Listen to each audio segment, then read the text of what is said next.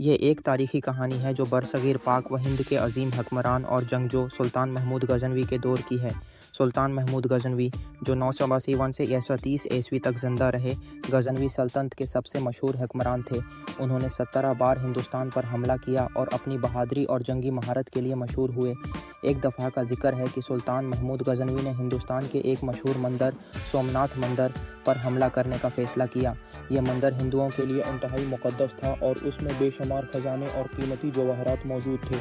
سلطان محمود کا مقصد نہ صرف اس مندر کے خزانے کو لوٹنا تھا بلکہ وہ ہندوستان میں اسلام کی شمع کو روشن کرنا چاہتے تھے۔ جب سلطان محمود کی فوج سومناتھ مندر کے قریب پہنچی تو ہندوؤں نے اس کی حفاظت کے لیے ایک بڑی فوج تیار کی۔ دونوں فوجوں کے درمیان زبردست جنگ ہوئی۔ سلطان محمود کی فوج نے اپنی جنگی مہارت اور منظم حکمت عملی کے ذریعے ہندو فوج کو شکست دے دی۔ مندر کے دروازے کھول دیے گئے اور سلطان محمود نے اس کے اندر داخل ہو کر اس کے خزانے کو اپنے قبضے میں لے لیا۔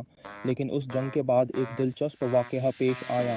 جب سلطان محمود مندر کے اندر پہنچے تو انہوں نے دیکھا کہ مندر کے درمیان ایک بہت بڑا بت نصب ہے جسے ہندوؤں نے اپنے دیوتا کی شکل میں سجایا ہوا تھا۔ ہندوؤں کا عقیدہ تھا کہ یہ بت خود بخود ہوا میں معلق ہے اور اسے کوئی زمین پر نہیں گرا سکتا۔ سلطان محمود نے اپنے سپاہیوں کو حکم دیا کہ وہ اس بت کو توڑ دیں۔ جب سپاہیوں نے بت کو گرانے کی کوشش کی تو ہندوؤں نے کہا کہ اگر تم اس بت کو توڑو گے تو تم پر ایک بڑا عذاب نازل ہوگا، لیکن سلطان محمود نے ان کی باتوں پر کان نہ دھرا اور خود اپنی کلہاڑی اٹھا کر بت پر وار کیا۔ جب سلطان محمود نے بت پر وار کیا تو بت کے اندر سے بے شمار جواہرات اور سونے کے سکے نکلے۔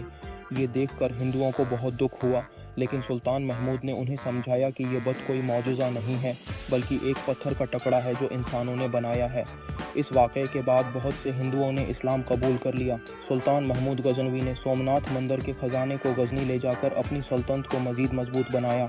ان کی یہ فتح نہ صرف ان کی بہادری کی علامت تھی بلکہ اس نے ہندوستان میں اسلام کی تبلیغ کے دروازے بھی کھول دیے۔ یہ کہانی سلطان محمود غزنوی کی عظمت اور ان کے عزم کی عکاس ہے جو تاریخ کے صفحات میں ہمیشہ کے لیے محفوظ ہو گئی۔